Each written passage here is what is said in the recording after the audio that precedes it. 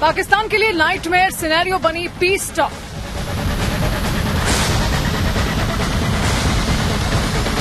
कूटनीतिक अगुवाई पाकिस्तान के काम नहीं आई। अमेरिका ईरान को राजी करने में नाकाम रहा पाकिस्तान।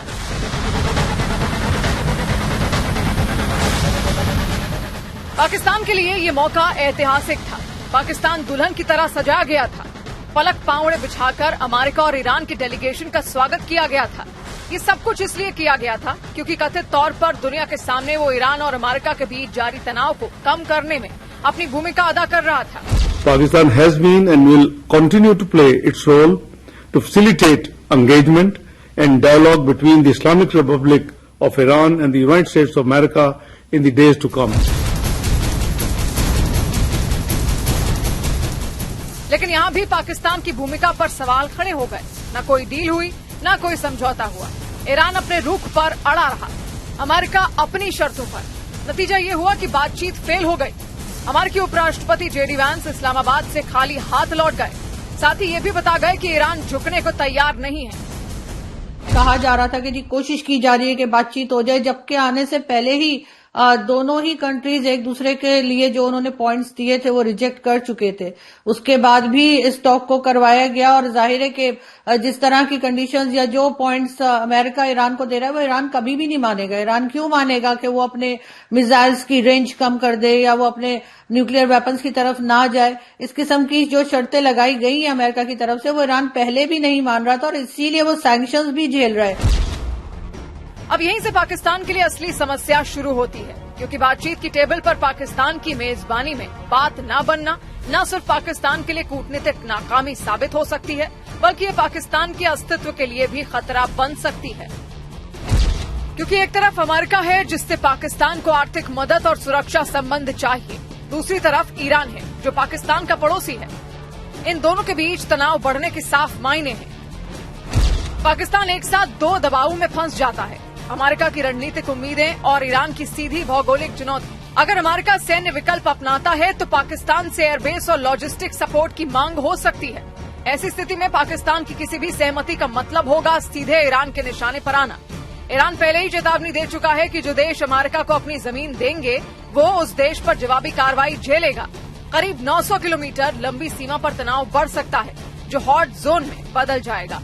आतंकी गुट इस स्थिति का फायदा उठाकर हमले तेज कर सकते हैं। सीमावर्ती इलाकों में एक्टिव जैश उल अदल जैसे गुट इस अराजकता का फायदा उठाकर पाकिस्तान और ईरान दोनों के खिलाफ हमले तेज कर सकते हैं। पाकिस्तान में दुनिया की दूसरी सबसे बड़ी शिया आबादी रहती है। ईरान के खिलाफ किसी भी सैन्य सहयोग से पाकिस्तान के भीतर गंभीर सांप्रदायिक दंगे और गृह युद्ध जैसी स्थिति पैदा हो सकती है। इन्हीं हालात से बचने के लिए बिचौलिए पाकिस्तान ने भव्य तैयारियां की थी। सूटेड बूटेड सेना प्रमुख और पीएम शहबाज शरीफ ने अमेरिका और ईरान की खिदमत में कोई कसर नहीं छोड़ी। लेकिन पाकिस्तान की मौजूदगी को न सिर्फ शून्य समझा गया, बल्कि पाकिस्तान की इस पूरी कवायद को एक शो पीस डिप्लोमेसी के तौर पर देखा गया। अमेरिका और ईरान दोनों ने अपने अपने हितों को प्राथमिकता दी और पाकिस्तान सिर्फ एक मेजबान बनकर रह गया। इस नाकामी ने यह भी साफ कर दिया कि वैश्विक ताकतों के बीच पाकिस्तान की साख कितनी सीमित है, क्योंकि इस पूरे घटनाक्रम ने पाकिस्तान को एक मजबूत बिचौलिया नहीं बल्कि एक बार फिर कमजोर कड़ी के रूप में दुनिया के सामने बेनकाब कर दिया। इस वक्त पाकिस्तान यकीनन एक नई मुश्किल में फंसता दिखाई दे रहा है, क्योंकि अगर सऊदी अरेबिया पे अटैक होता है और जिन्होंने एग्रीमेंट कर रखा है सऊदीया से, तो इनको तो जाना पड़ेगा, ये इनकार नहीं कर सकते। और ऐसे में क्या यहाँ पर अमेरिकन को भी जगह दी जाएगी? क्योंकि मेरा ख्याल है ये बेवकूफी पाकिस्तान को नहीं करनी चाहिए। अगर ऐसा हुआ तो डेफिनेटली ईरान के साथ ताल्लुकात हमारे खराब हो जाएंगे और हम नई मुश्किल में फंस जाएंगे। लेकिन जो बात आज हुई है, ये यहाँ पर कई लोग इस बात को काफी अरसे से कह रहे थे कि इसका कोई रिजल्ट नहीं निकलना, और वही हुआ। इन हालात के बीच सबसे बड़ी चुनौती पाकिस्तान के सेना प्रमुख आसिम मुनीर और पीएम शहबाज शरीफ के सामने है। पाकिस्तान अब एक ऐसे मोड़ पर आ गया है जहां हर फैसला जोखिम से भरा है। एक तरफ ईरान से टकराव का खतरा, दूसरी तरफ अमेरिका को नाराज करने की कीमत।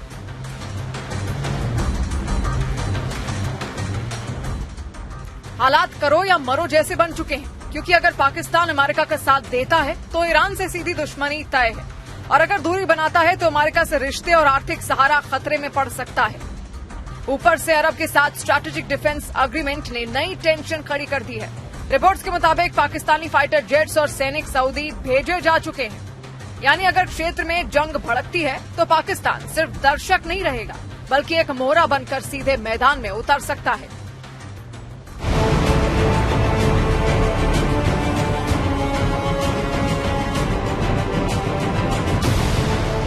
इजराइल के बेन गुरियन एयरपोर्ट पर विशाल अमेरिकी वॉर प्लेन का जमावड़ा लग रहा है।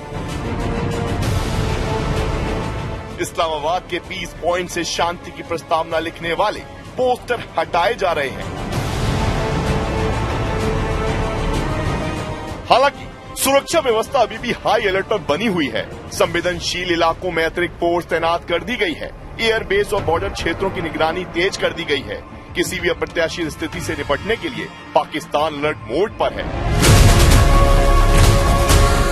खुद अमेरिका के राष्ट्रपति डोनाल्ड ट्रंप मियामी में यूएफसी फाइट का मजा ले रहे थे, ठीक उस वक्त जब ईरान और अमेरिका के बीच इस्लामाबाद में चल रही बातचीत बेनतीजा खत्म हुई। इस दौरान ट्रंप के साथ विदेश मंत्री मार्को रूबियो भी मौजूद थे।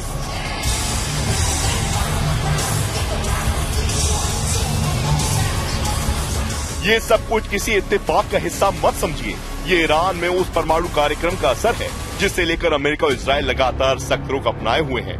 ईरान बार बार साफ कर चुका है कि वो अपने न्यूक्लियर प्रोग्राम से पीछे हटने वाला नहीं है और यही जिद टकराव को और खतरनाक बना रही है। The fact is that we need to see an affirmative commitment that they will not seek a nuclear weapon and they will not seek the tools that would enable them to quickly achieve a nuclear weapon. That is the core goal of the President of the United States, and that's what we've tried to achieve through these negotiations.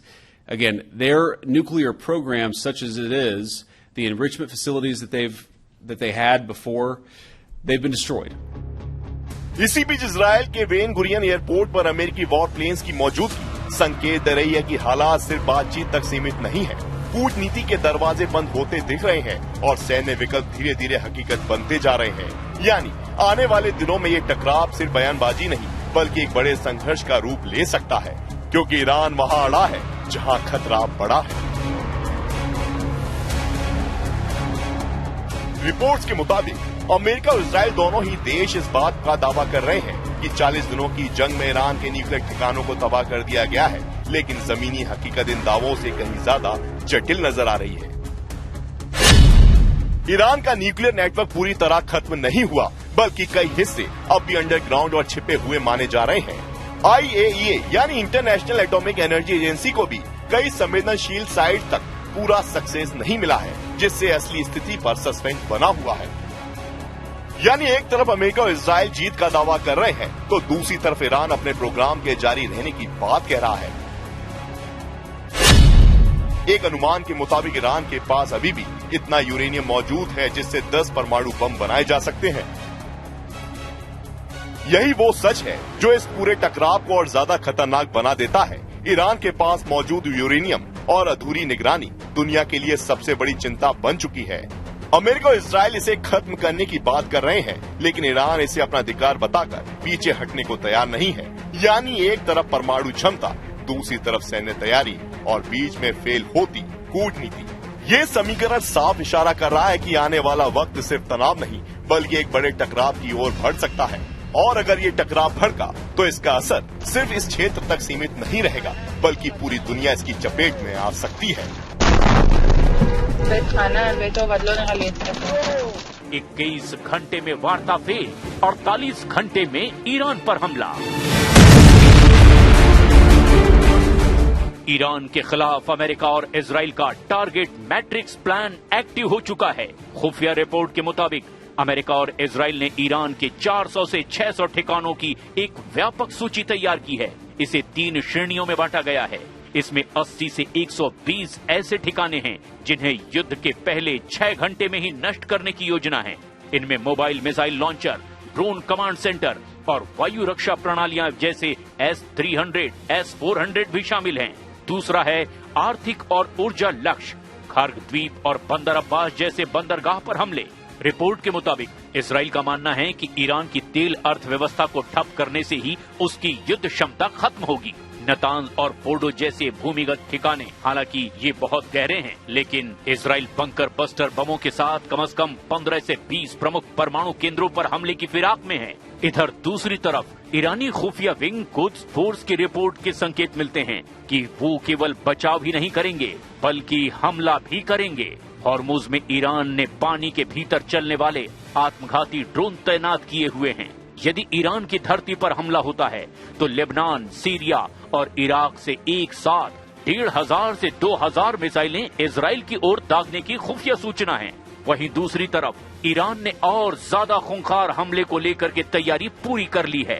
रूस की S-400 और Verba मिसाइलें तैयार। रूस ने Iran को S-400 air defence के महत्वपूर्ण घटक और 9K-333 वर्बा यानी कि बेहद आधुनिक कंधे पर रखकर चलाई जाने वाली मिसाइलें दी है।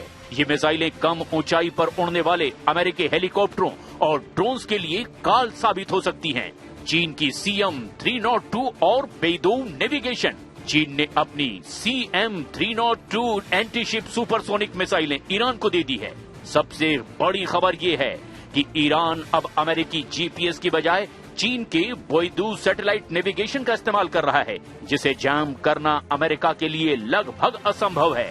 रूसी सैटेलाइट डेटा अप्रैल 2026 के ताजा इनपुट्स बताते हैं कि रूसी सैटेलाइट्स ने इजराइल के 55 ऊर्जा ठिकानों और मिडिल ईस्ट में मौजूद 46 अमेरिकी सैन्य ठिकानों जैसे सऊदी अरब में प्रिंस सुल्तान एयरबेस की लाइव तस्वीरें और लोकेशन ईरान को दी हैं। ट्रंप ने न्यूयॉर्क पोस्ट को दिए इंटरव्यू में कहा कि वो अगले 24 घंटे में ये तय करेंगे कि इन हथियारों का बटन दबेगा या नहीं, जबकि कुछ रिपोर्ट्स में दावा किया गया कि अमेरिका ऑपरेशन सेंटिनल के तहत B-52 और F-35 तैनात कर चुका है।